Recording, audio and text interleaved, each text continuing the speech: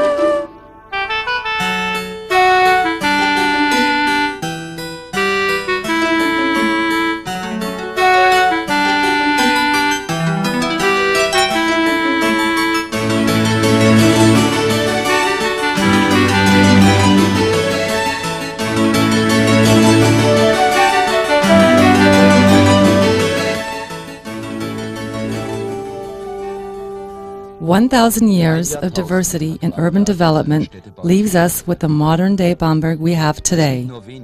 There are only a few cities in Germany in which nature and art have been connected in such a beautiful way. Castrum Bamberg, the castle of the Babenbergs, to whom Bamberg owes its name, has already been mentioned in 902. Emperor Heinrich II initiated the development as a city and cultural center with the foundation of the Diocese Bamberg in 1007. It was his intention to make Bamberg the center of his territory then. The bishops, who held art on a high level throughout the centuries, had the duty to preserve and to increase the heritage of the emperor. The natural conditions for the development of the city were especially favorable. The banks of the Regnitz were old settlements where the burgherly city developed. The 7 hills which fall away to the course of the river were extremely suitable to emphasize the main features of the town. That is where the religious districts developed. At the Maxplatz, you will find the big Baroque building of the new town hall of Bamberg, created by the famous master builder Balthasar Neumann. You can see the vegetable market next to the town hall. The large range of products shows you that Bamberg has kept its old tradition as a city of gardeners. On work days, you find a huge variety of fresh vegetables there. It is around the fountain of the Bavarian king, Max Joseph I, that the gardeners offer their products.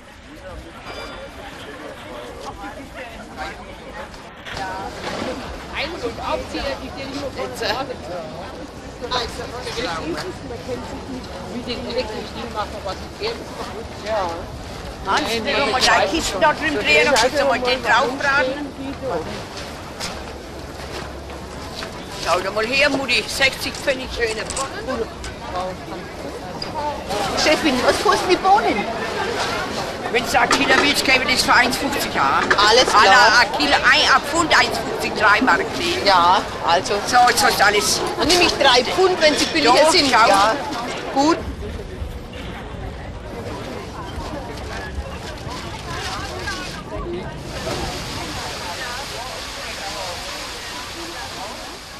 The Prince-Bishop supported the change from a medieval to a Baroque town.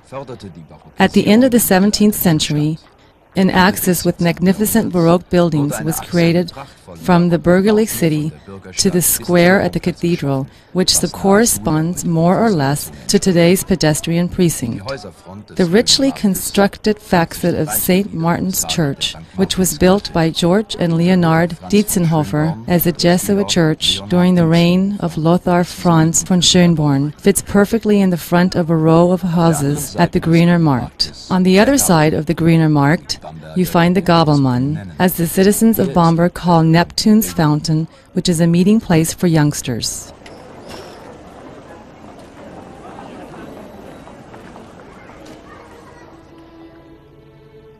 On the way from the burgherly city to the religious town up the hill, you pass a narrow street, which leads to the arch of the Old Town Hall.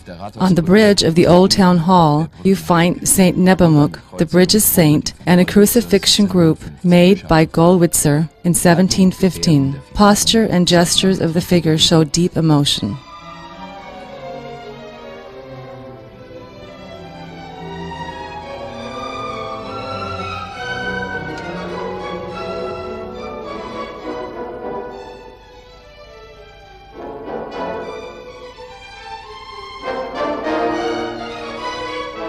The evangelists at the feet of the crucified are especially expressive.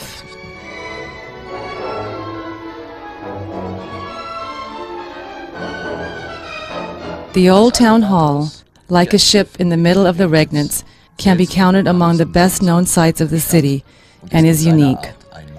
It was built on an artificial island in the water and connects the burgherly city in the plain with the episcopal town on the hills. In the middle of the 18th century, it was rebuilt in a Baroque manner. The fresco was made by Johann Anwander from the Lauingen in Swabia. It shows allegorical pictures with a rich fictitious architecture. Parts emerge from the wall and reinforce the astonishing three-dimensional effect that way.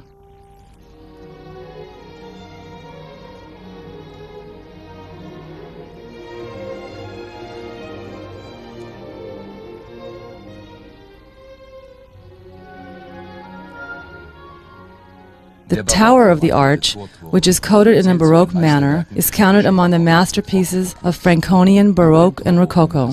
The Prince-Bishop's coat of arms is situated over the arch. In the past, the entire traffic poured through the archway at the town hall, whereas today, the visitor can quietly enjoy charming views at the different parts of the town from each side of the arch. The way leads you through the Karolinenstrasse, past the city palaces of the nobility, and the old court pharmacy, up the steep hill to the episcopal part of the town.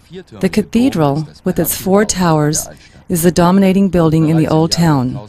In 1012, already the first cathedral, donated by Emperor Heinrich II, was consecrated.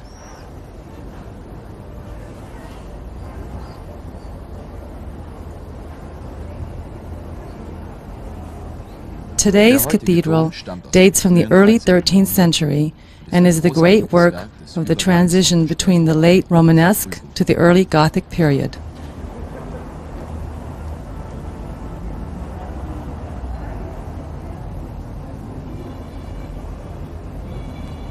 The Prince's Portal, as the main entrance to the cathedral, is formed in an especially splendid way.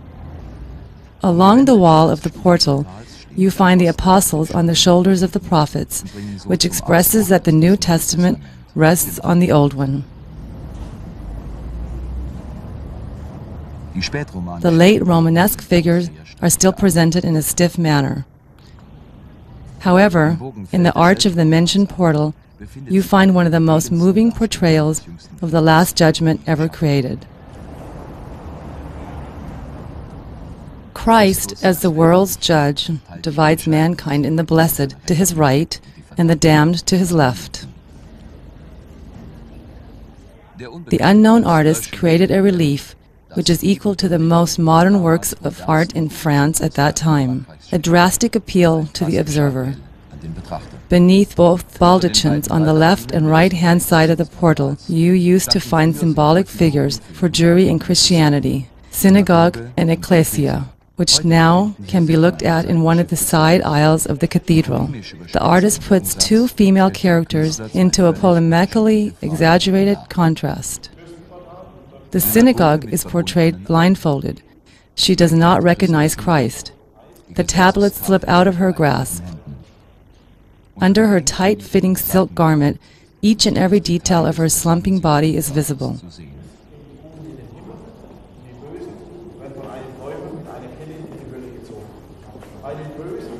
In contrast to the sensual but insecure posture of the synagogue, Ecclesia stands upright in her woolen robe.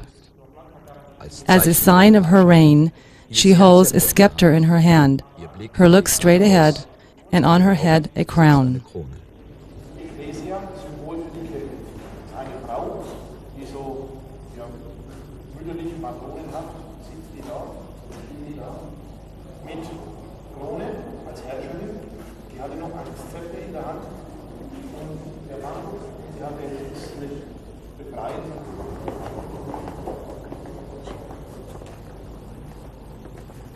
In the nave, near the east choir, you find the grave of the Emperor Heinrich II, the founder of the diocese, and his wife, Kunigunde. The famous sculptor, Thielmann Riemenschneider, who was from Würzburg, created it until 1513. The covering stone is made of marble from the Jura, portraying the imperial couple.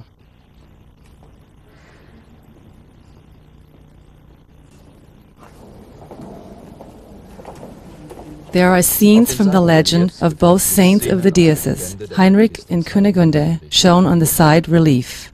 That is where Thielmann Riemenschneider portrays himself next to the Emperor Heinrich. The latter is present at a trial by ordeal.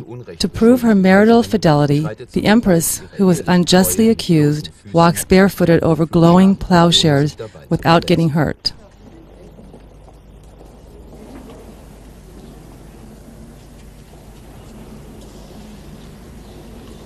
The Emperor Heinrich on his deathbed, surrounded by his wife and the royal household.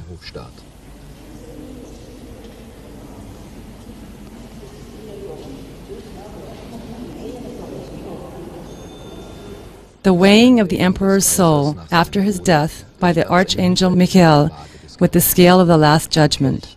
A goblet as the symbol for the good deeds give the emperor eternal salvation, whereas the small devils try to force, but in vain, to pull down the scale of the wicked deeds.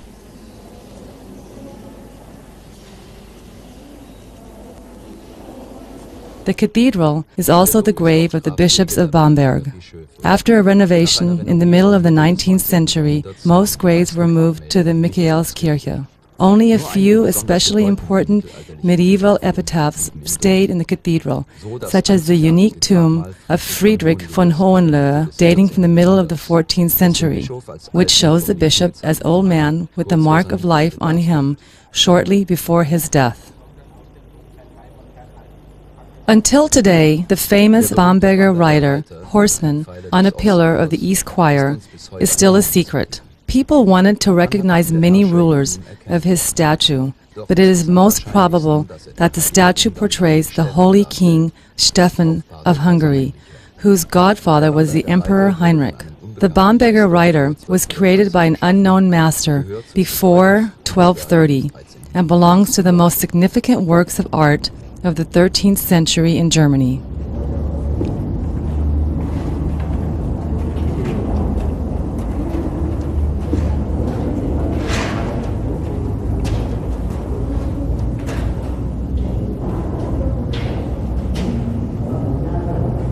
Where you once found the imperial palace, you can see the Renaissance building of the Alte Hofhaltung, the old court, today. A portal decorated with figures leads to the huge courtyard, surrounded by the formal buildings of the Prince-Bishop's administration and household. Today, these buildings house the Historic Museum and the Church Masons Guild. Under the pointed roofs of the late Gothic half-timbered buildings used to be silos. Every year in July, the Calderon Festival of the local ETA Hoffman Theater takes place in this great scenery. Du hast mich niemals über der Hand genommen. Katharina! Ach, vergib mir, in Heilbronn!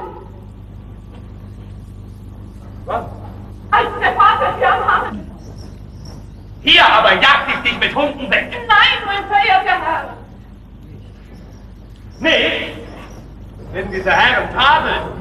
Du kümmerst dich um diese Herren nicht.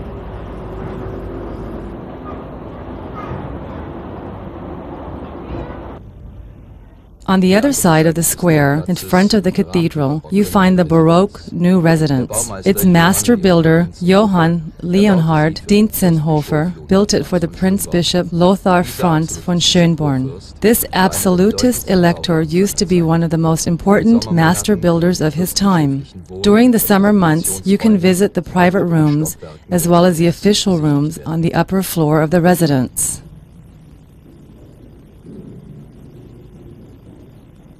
So, wir kommen jetzt in den Kaisersaal. Der wird so benannt, weil man hier an den Wänden 16 deutsche Kaisergemälde sieht des damaligen Deutschen Römischen Reiches. Es sind 15 Habsburger und einer der Nicht-Habsburger sind hier hinten links neben dem Kamin. Den letzten deutschen Sachsen-Kaiser ist Heinrich II. Der hat ja das Bistum Bamberg gegründet 1007 und auch den ersten Pfarrer der Donauschau. Even today, the Imperial Ballroom is often used as the setting for solemn receptions and concerts. The stucco by the brothers Vogel and the fresco by the court painter Melchior Seidel from Würzburg form a representative artistic unity.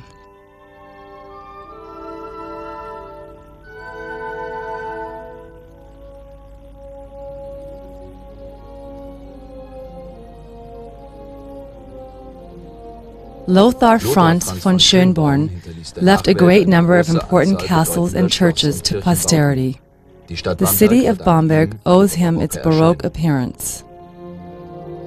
No visitor can evade the magic of the rose garden of the new residence.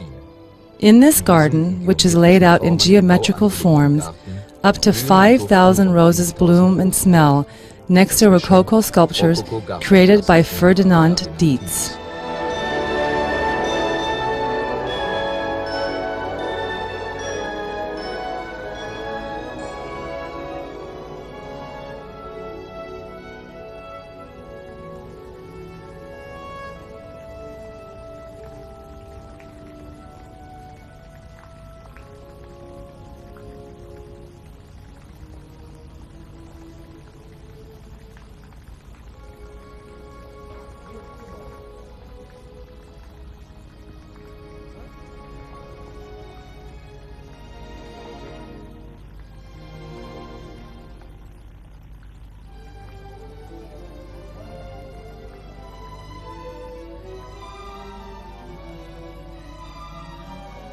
If you dare to look over the trees, you have a magnificent view of St. Michael. This Benedictine abbey is the foundation of the Emperor Heinrich in 1015.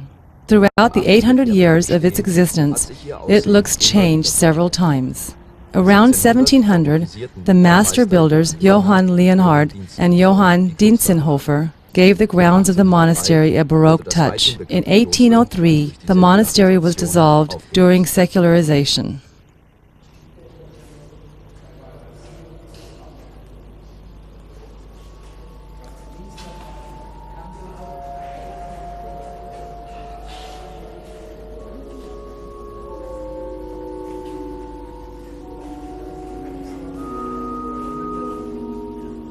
The highlight of the church is the gold-plated pulpit, which is carved in wood. It shows the archangel Michael as the victor against the devil and the moved evangelists.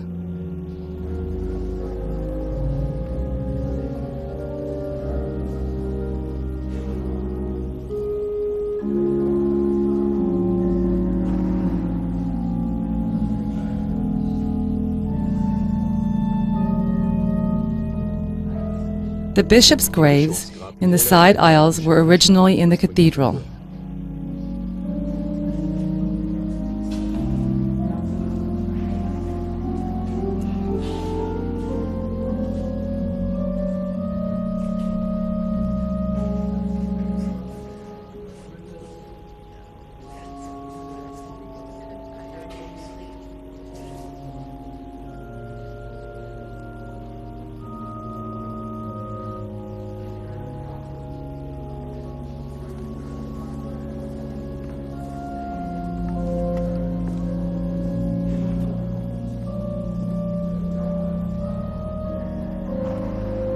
The ceiling, with its 600 hand-painted medicinal herbs, attracts the visitor's eyes.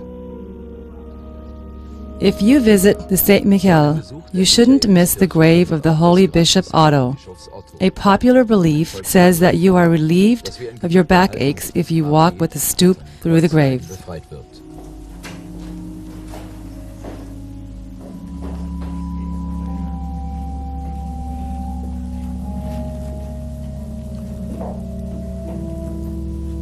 The old memorial slab of Otto's grave is one of the most important works of the late 13th century.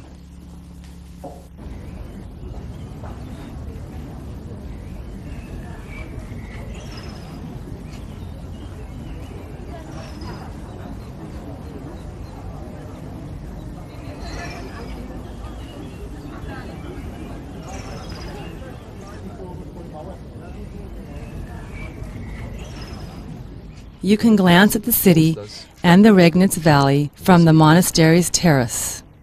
There are many spots from where you have a magnificent view at the hill with St. Michael. The old harbor, with its loading cranes, was part of the former Ludwig-Donau-Main Canal, which was a navigatable link between the North Sea and the Black Sea. Today, you can only see pleasure boats there.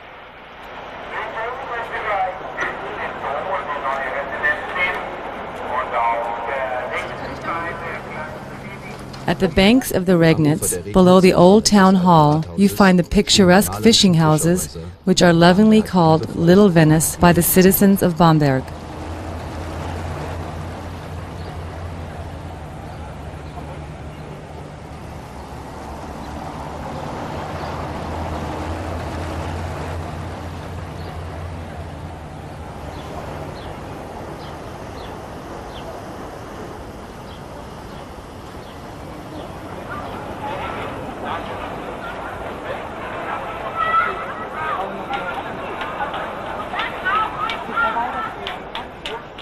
That is where the Sandkirchweih, a special kermis, takes place in the narrow streets and alleys of this old part of town at the end of August. For 5 days, this entire area, called Sandgebiet, turns into a huge beer cellar. The houses are decorated festively for the traditional fisherman stabbing, a pleasure for young and old.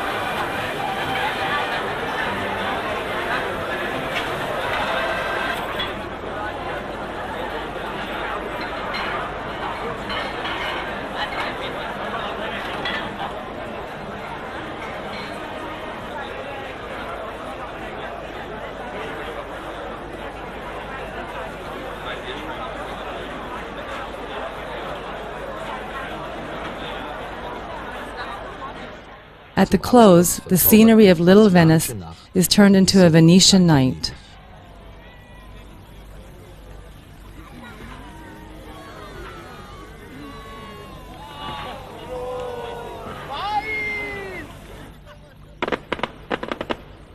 Rehearsals of Bamberg's Symphonic Orchestra.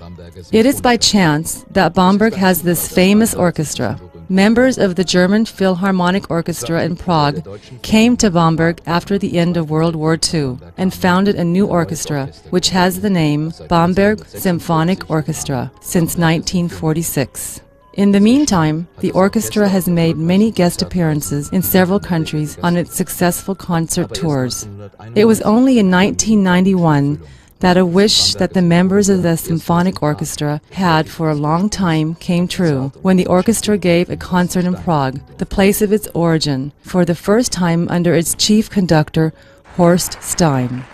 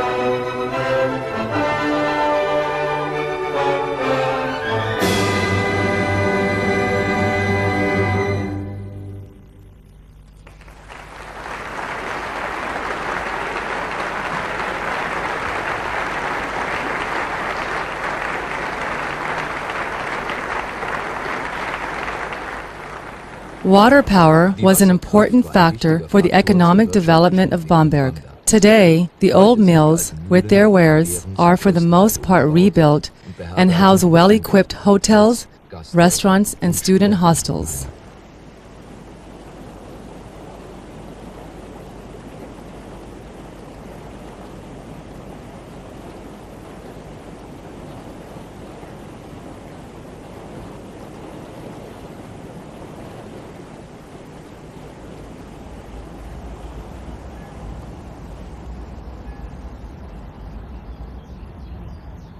The parish church to Our Dear Woman, also called Obere Pfarre, created in the 14th century, is the most important Gothic building in Bamberg.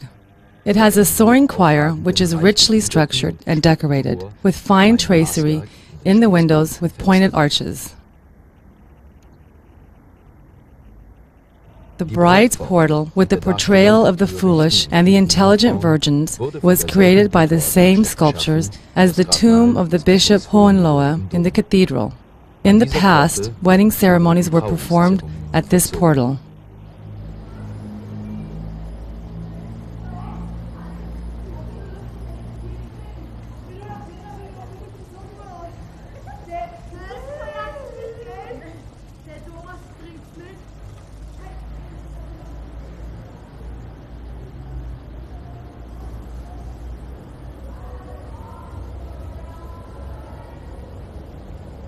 The Böttinger House, at the time of its edification, probably the most beautiful bürgerlich building of the Baroque period in Bamberg, with its massive forms, was built for Ignaz Tobias Böttinger, one of the highest court officials of the Prince Bishop in the 18th century.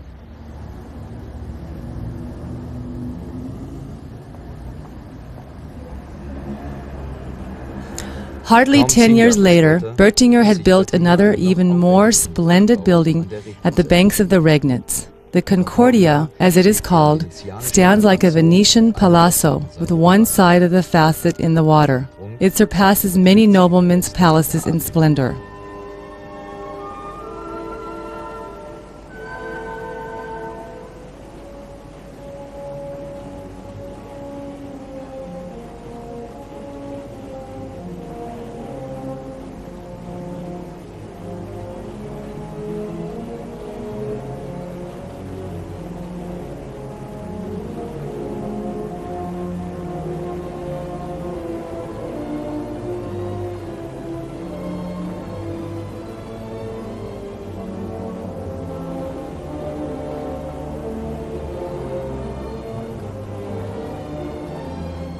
In the middle of the 19th century, a wide-ranging park was laid out in the meadows of the Regnitz, south of Bamberg. Long walks and beautiful old trees invite the visitor to linger on.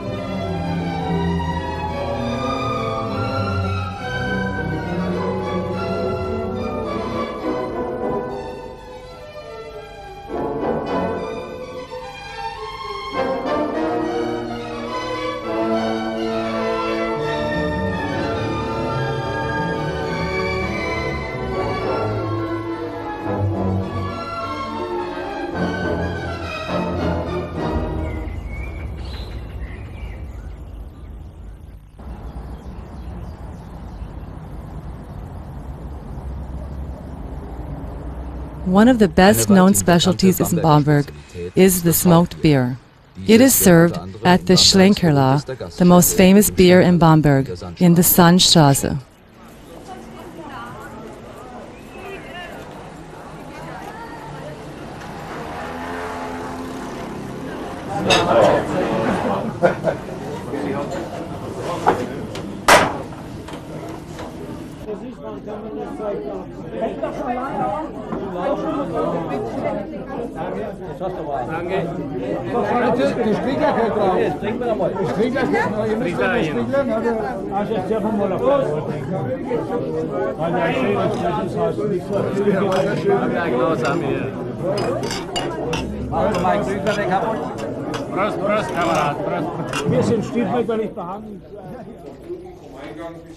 Beneath the hills of Bamberg, you find a branched network of tunnels. They were mainly built to store beer and can be visited today.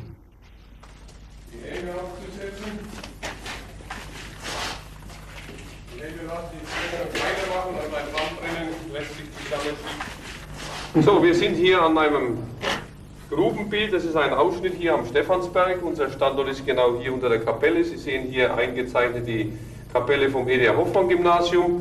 Das ist dieses Labyrinth, was wir heute begehen werden. Alles ist rot eingezeichnet. Hin und zurück fast 2 Kilometer. Und wir bewegen uns zunächst einmal diese 61 Stufen runter hier zur Regnitz. Und diesen Teil hier am Stephansberg, den schenken wir uns. Das ist also der weitere Bereich vom Wilde Rose kennen. Und das würde also tagelang dauern, da durchzumarschieren. Wir möchten uns an und für sich hier mit diesem Teil, was hier rot eingefärbt ist, begnügen heute. Soll Ihnen beispielgebend sein für sämtliche übrigen Stollen in Bamberg. Und jetzt machen wir uns mal dann auf den Weg. So, jetzt gehen wir also runter in den typischen Bierkeller. Sie merken auch, dass es relativ schnell kalt wird. Das war natürlich wichtig für die Einlagerung des Bieres früher. So, hier kommen wir an einem Fass vorbei. In Bamberg wurde zuerst Wein angebaut und dann hat man ja gesagt, schon im 16. Jahrhundert hatte man weit über 65 Brauereien in Bamberg. Man hat Eis gebraucht zur Biererzeugung, deswegen hat man solche Eisschächte gebaut. Ja. Durch diese vorhandenen Eiseinwurfschächte wurde das Eis reingebracht auf die Bierfässer, weil man ja das Eis brauchte zur Biererzeugung. Und zum Schluss darf ich Ihnen jetzt noch Sanierstollenanlagen zeigen, nämlich dahin in der sogenannten Säulenhalle. Dort wurde der weiße Sandstein vollkommen mit Beton umhüllt, damit Gefahrenstellen beseitigt wurden und das ganze Areal wurde dann sicher gemacht. Nachdem wir in Bamberg ein Stollensystem von insgesamt fast 10 Kilometer Länge haben, könnten wir also hier noch kilometerweit umherlaufen. Sie haben heute nur ein Zehntel der in Bamberg vorhandenen Stollenanlagen gesehen. Wir waren nun im Tal an der Regnitz, wir sind jetzt genau in der Bergseite. Das ist der entfernteste Punkt. Nachdem wir eine ganze Stunde schon darin waren, würde ich jetzt vorschlagen, gehen wir auf anderen Wegen an unseren Ausgangspunkt dann wieder zurück.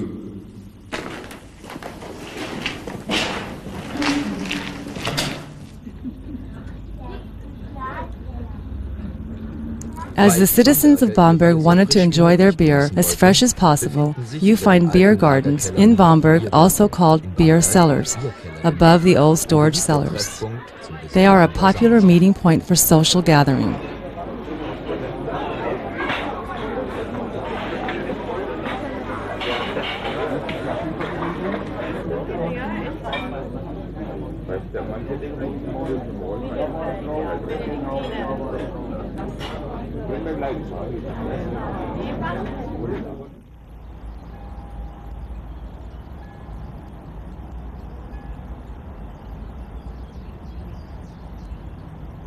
On the highest hill in Bamberg, you find the Altenburg, an old fortress of the bishops of Bamberg.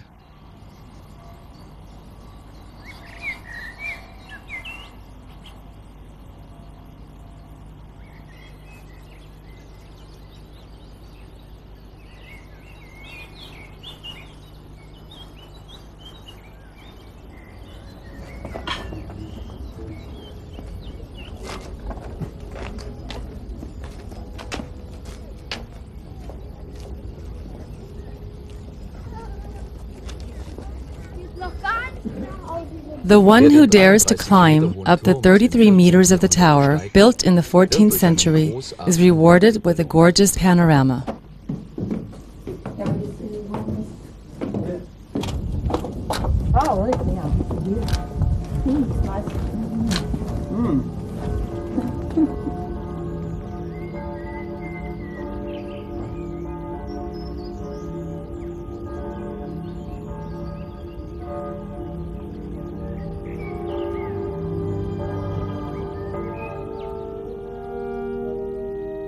Bamberg is also a starting point to famous sites in the surrounding area.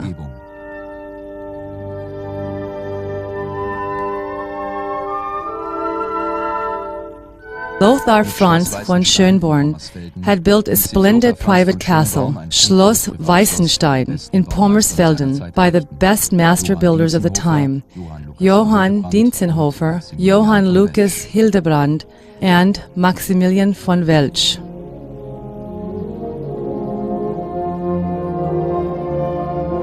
The church of the monastery Banz, which was built by Leonhard Dientzenhofer in the Upper Main Valley, shows Italian and Bohemian influence on the Franconian architecture of churches, especially if you have a look at the complicated structuring of the interior. On the other side of the valley, in direct visual contact with Bonz, Balthasar Neumann translated one of the most brilliant development plans of the late Baroque into action, the pilgrimage church of 14 Heiligen. The client was once again a prince of the Schönborn lineage.